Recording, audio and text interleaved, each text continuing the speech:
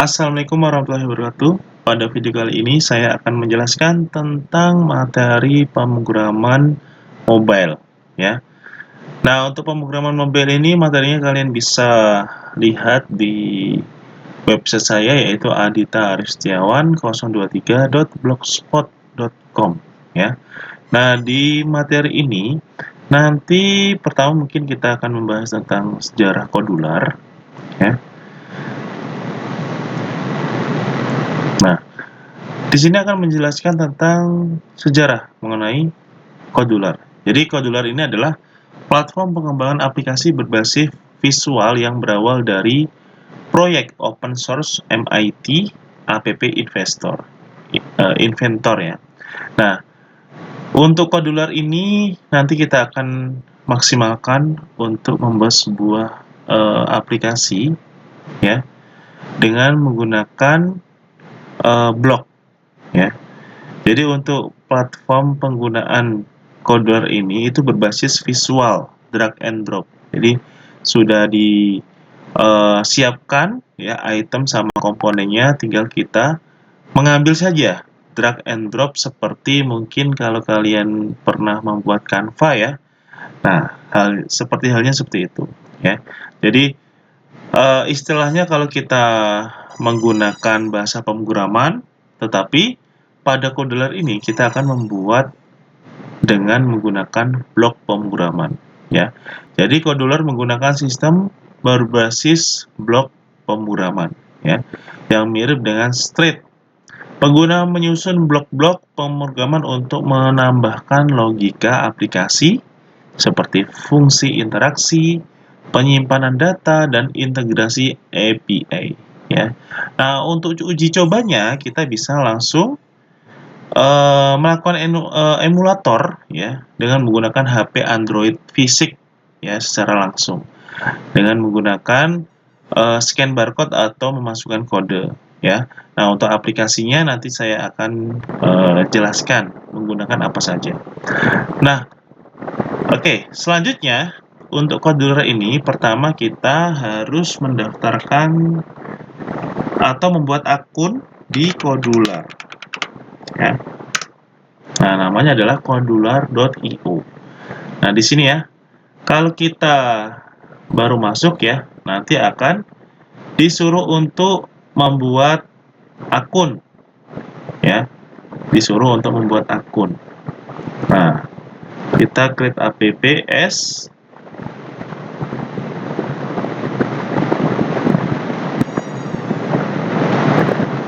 Nah, apabila sudah membuat akun, nanti akan muncul codular ya seperti ini ya. Nah, ini adalah codular project ya. Nah, nanti kita akan coba membuat project dari codular ini. Oke, sebentar ya, masih menunggu ready. Nah, nanti akan muncul seperti ini ya, tinggal kita my project.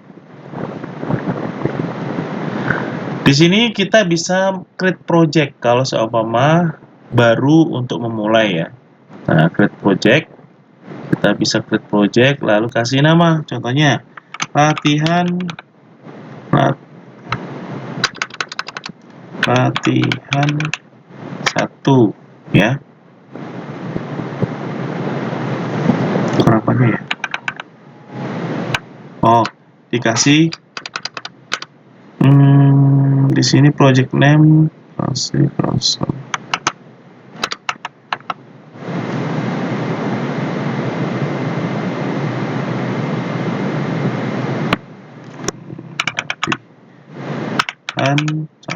Oke, huruf kecil semua ya. Bisa dikasih huruf angka juga bisa ya, gabungan combine. Jadi kita huruf besar semua. Jadi jangan sampai ada huruf besar ya, harus huruf kecil semua.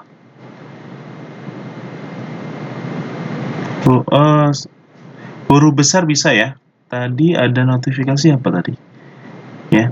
Nah, huruf besar bisa, kita sesuaikan saja, lalu kita next.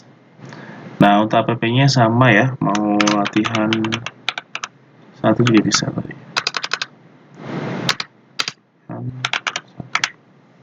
Oke, finish.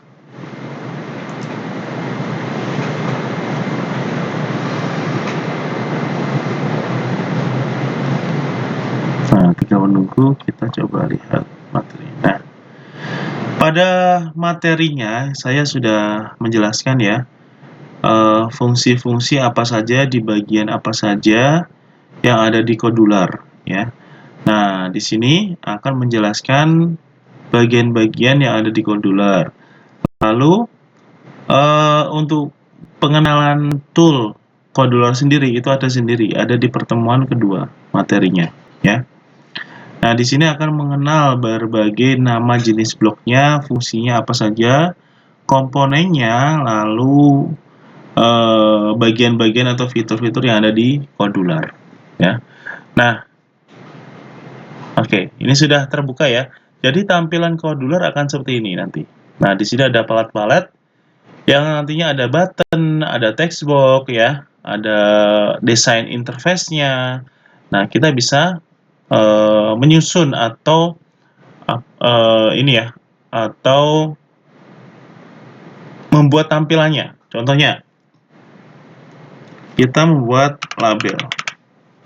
Nah, kita tinggal tarik ke sini. Nah, label. Lalu untuk kasih nama, itu ada di properties. Ini namanya properties ya. Nah, di text namanya. Ini kan sama ya, text for label 1. Nah, di sini ya. Text for label 1, contohnya di sini nama lengkap. Nah, nanti akan muncul seperti ini. Kalau untuk melebarkan, tinggal kita lebarkan saja. Nah, ini di height ada width-nya ya. Nah, seperti ini ya.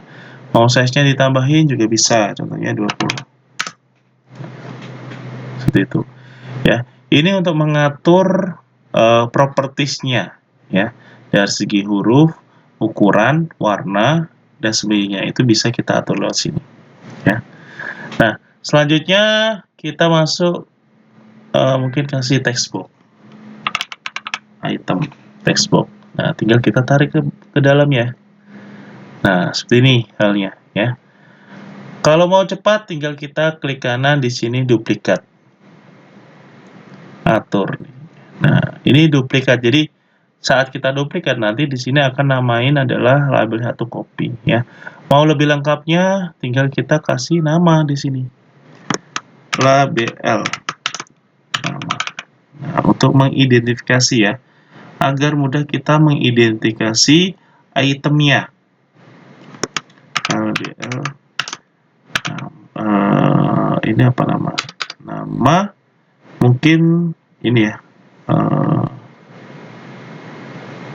nama lengkap jurusan. Nah, coba seperti ini ya.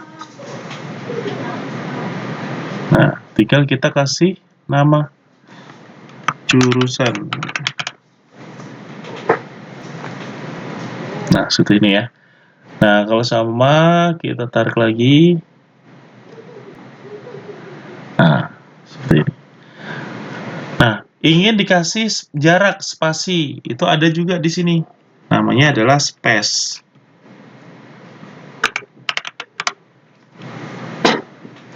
Nah, jadi saya akan terangkan dasarnya dulu ya, nanti bisa kalian kembangkan sendiri. Nah, lalu ini space ya. Space ini kita bisa atur. Ya, bisa atur untuk otomatisnya. Contohnya, width-nya mau ukuran 20. Nah, 20 px ya. Nah, seperti apa? Contohnya mau yang 50 px. Nah, akan lebih lebar lagi, ya kan? Yang height-nya atau ketinggiannya 20. Nah, nanti akan diatur di sini ya. Ketinggiannya seperti itu ya. Jadi bisa kita atur ya. Pak, ini kalau dibuat center atau right atau sebelah kanan itu nggak usah ya, karena ini adalah jaraknya saja. Ya, jaraknya saja, mengatur jaraknya saja dan tidak mempengaruhi pada blok ya. Cuma mempengaruhi tampilan saja. Ada jarak seperti itu. Nah, selanjutnya kita kasih button, tinggal kita tarik ke sini. bawahnya. Nah, Pak kalau saya mau untuk buttonnya mau di tengah gitu kan. Nah, di sini ada namanya horizontal arrangement ya. Horizontal arrangement ini kita berikan seperti layout. Kita pasang ke sini. Nah, buttonnya kita tarik ke dalam. Nah, seperti ini ya. Nah, yang kita atur untuk posisi tengahnya itu di horizontal arrangement-nya ya. Kita kasih lebar, lalu kita kasih tengah, center. Nah, jadi horizontal arrangement ini mengatur apa saja yang ada di dalamnya ya. Palet apa saja yang ada di dalamnya itu yang nantinya kita atur dari posisinya ya. Jadi ini kita bungkus menjadi ke dalam horizontal arrangement untuk paletnya ya. Sama halnya seperti nama lengkap sama ini ya, text box itu kita bisa kasih horizontal arrangement. Contohnya seperti ini, kita masukkan ke dalam ya. Ini di bawahnya bisa, oh nggak bisa. Nah, kalau mau seperti ini juga bisa ya. Ini akan mengatur. Kalau mau pisah-pisah juga bisa. Contohnya ini mau di tengah ya. Ya, tinggal kita kasih tengah. Bukan yang ini ya, arrangement-nya. Nah, arrangement-nya. Oh, ini untuk labelnya jalan otomatis. Nah, seperti ini ya. Terus yang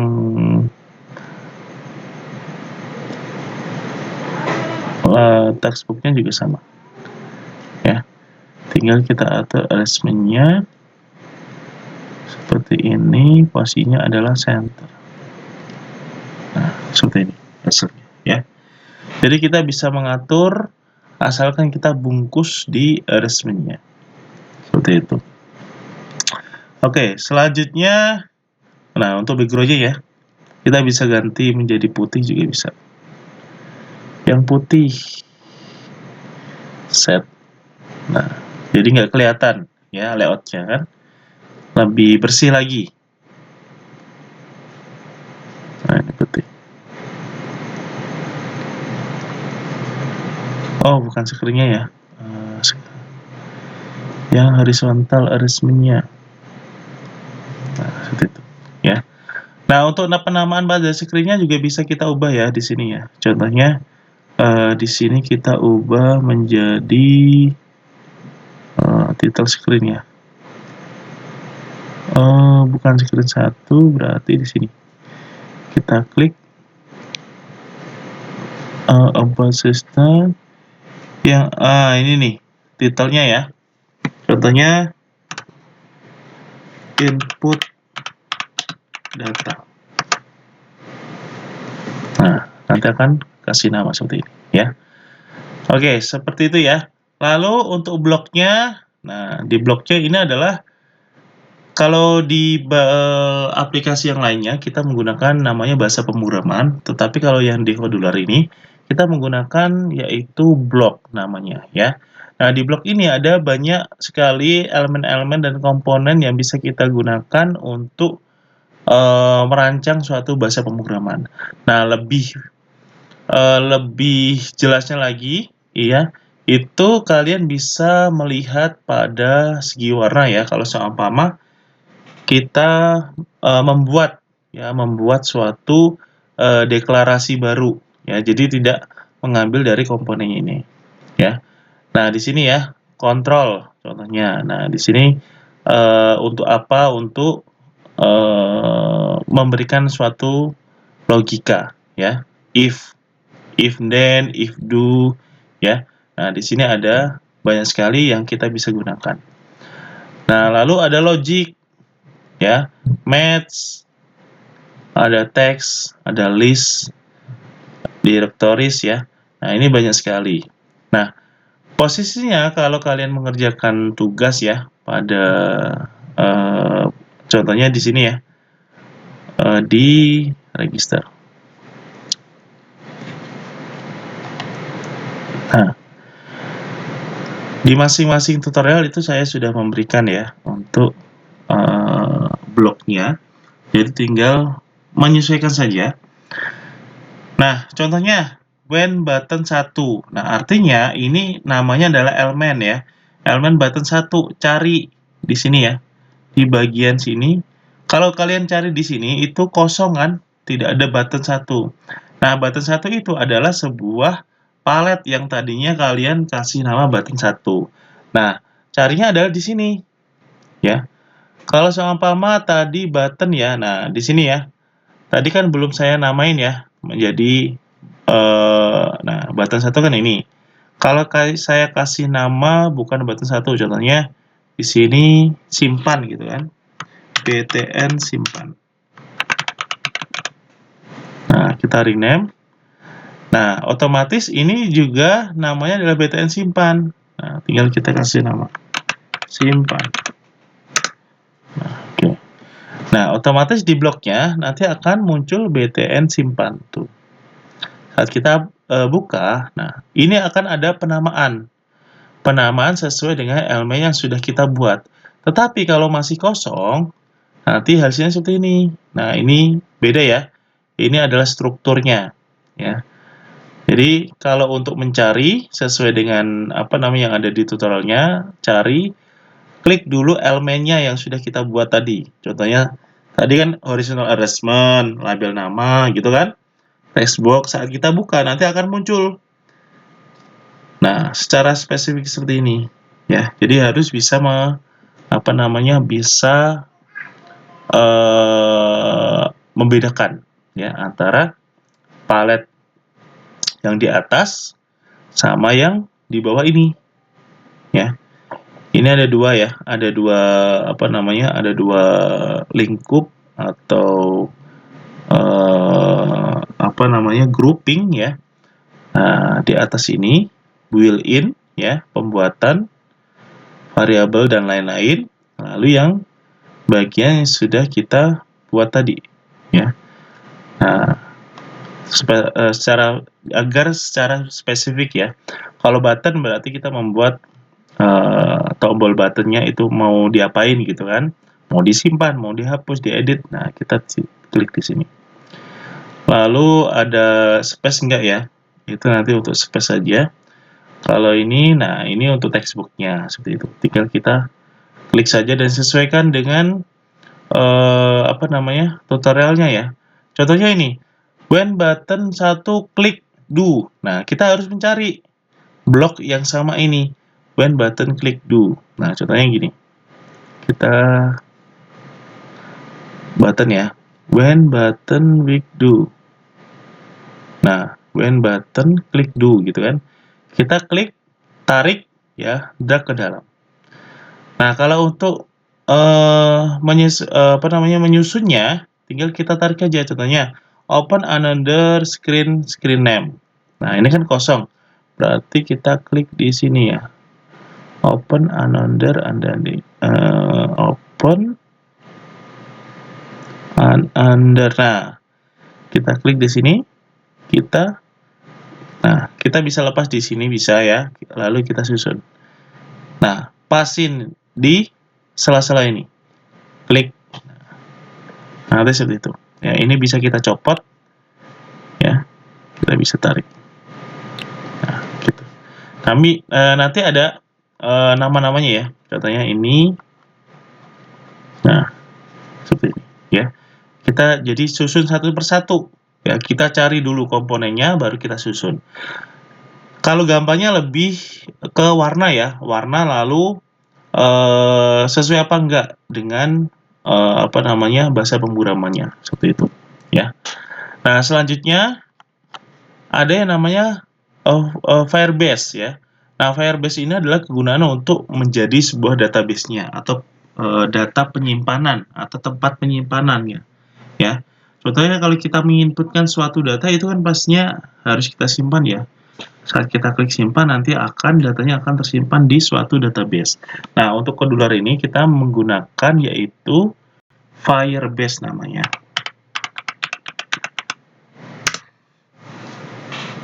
kalian bisa buka Firebase, lalu nanti bisa buat akun terlebih dahulu. Nah, di sini ya, get start in console. Ini kan sudah terbuka ya Firebase-nya. Lalu kita klik start in console dulu.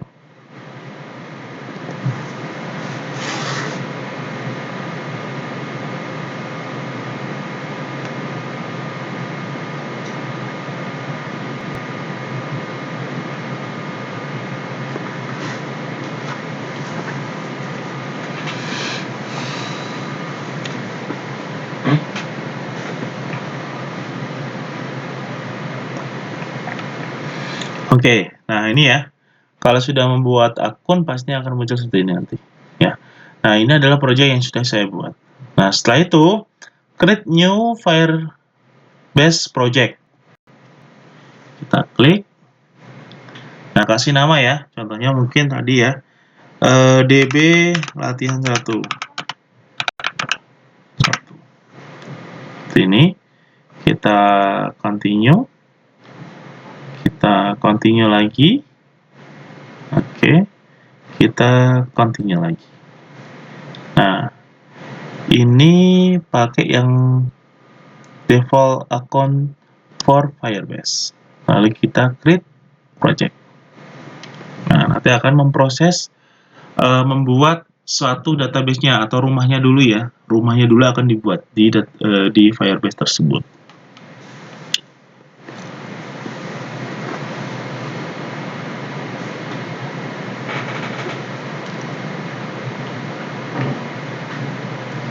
Kita tunggu, masih dalam proses. Sampai selesai kita tunggu ya untuk prosesnya. Nah, ini sudah dibuat ya. DB latihan 1. Kita oke. Continuous.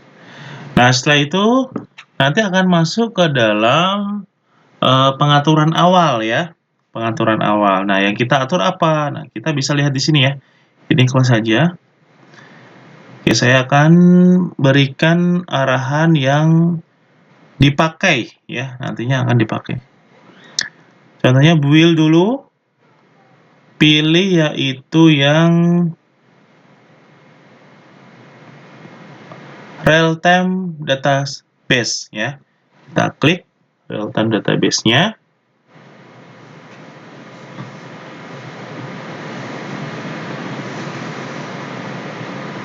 Oke, create database.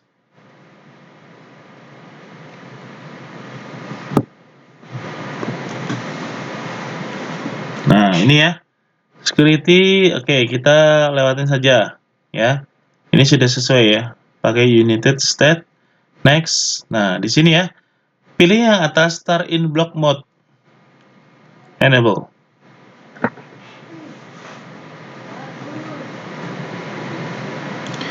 Setelah itu nanti akan masuk ke sini ya. Real time database. Oke. Nah, sebelum kita masuk ke dalam pengaturan database-nya, kita kasih menuju ke rules. Nah, kita di sini buka semua. Awalnya kan false ya. Jadi kita kasih aja true. Nah, jadi semua itu bisa mengakses tanpa melakukan login ya. Itu apabila kita lagi buat latihan gitu ya. Jadi tidak terlalu ribet untuk mengaturnya nanti. Kita publish. Nah, walaupun ada merah seperti ini ya, ini adalah peringatan saja. Tidak masalah ya. Jadi di miss saja.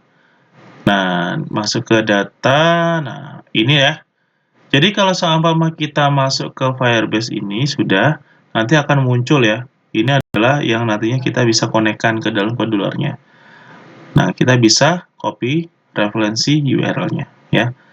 Terus satu lagi. Jadi ada dua ya contohnya. Kalau kita masukkan scheduler-nya ya, Firebase-nya ya. Kita tuliskan di sini. Firebase. Nah, Firebase-nya kita masukkan ya. Kita tarik saja ke sini. Nah, walaupun ini tidak ada apa-apa ya kan untuk Firebase-nya, nanti akan muncul di sini nih, Firebase. Nah, yang kita hubungkan itu adalah ini. Ya. Contohnya ada dua ya, Firebase URL sama Firebase token. Ya, ini ada dua yang kita harus hubungkan. Kalau yang Firebase URL itu kan sudah muncul ya tadi ya. Nah, yang ini kan tinggal kita copy, pastekan ke dalam yang Firebase URL. Nah, lalu yang Firebase token ini yang di mana ya? Di bagian sini ya. Kita atur dulu. Nah, ada pengaturan di project overview, lalu project setting. Nah, ini kan masih kosong ya. Ini harusnya muncul API-nya ya. Karena masih kosong, kita coba melakukan autentifikasi dulu. Masuk ke build, pilih authentication. Jadi kita akan membuat atau menghubungkan ke akun kita dulu ya. Karena nah ini kan belum ada akunnya ya, tinggal kita get start.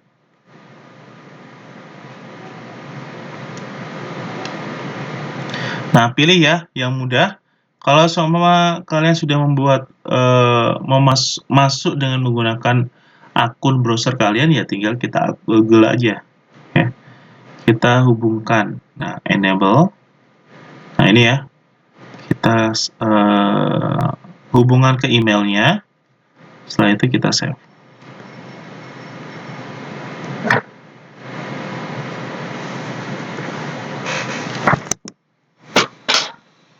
Nah, ini artinya sudah enable, sudah terhubung sama akun kita. Setelah itu, masuk ke dalam project overview tadi ya. Project setting, lalu masuk ke sini, web API key. Nah, ini muncul. Nah, ini yang kita copy. Pastekan ke dalam Firebase token. Nah, oke. Nah, artinya untuk Codeler kita sudah terhubung dengan database latihan 1. Nah, ini ya. Nanti kalau seumpama kita akan coba untuk menginputkan data, lalu nanti akan tersimpan, ya, itu kita bisa melihat di sini datanya. Nah, dari sini ya, nanti akan muncul datanya di sini. Data yang tersimpan apa saja, nanti akan muncul di Firebase-nya, seperti itu. Ya, itu adalah teknik dasar mengenai Cloudflare-nya. Nanti silahkan teman-teman mahasiswa yang baru bergabung bisa menyesuaikan ya, mengulik lebih lanjut mana saja yang harus dipelajari dan harus dikuasai, dan menyesuaikan dengan petunjuk modul yang sudah saya buat ya. Nah, apabila ada pertanyaan nanti bisa ditanyakan secara langsung ya. Oke, nah untuk materinya sudah saya share di website saya ya, beserta sampai di sini ada kisi-kisinya juga UTS ya, sama video tutorial. Oke, itu saja mungkin yang saya sampaikan ya, kurang lebihnya nanti bisa ditanyakan. Terima kasih. Wassalamualaikum warahmatullahi wabarakatuh.